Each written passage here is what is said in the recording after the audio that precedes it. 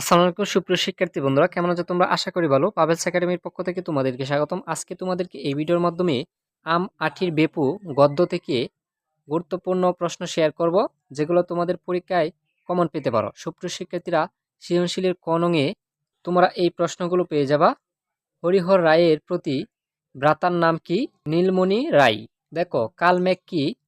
কালমেঘ হলো যকৃৎ রোগের উপকারী এক প্রকার তিক্ত স্বাদের গাছ। ছেঁড়া ফুলের আসামি কি? উত্তর, কাঠের গুঁড়া।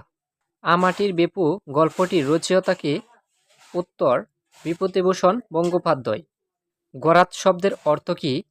উত্তর, জানালার শিক। টিনের বেপু বাঁশিটির দাম কত?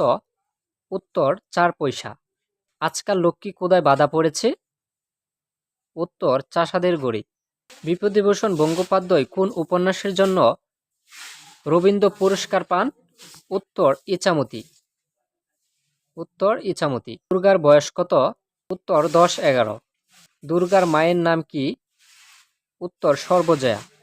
পথের পাঁচালী উপন্যাসের লেখক কে?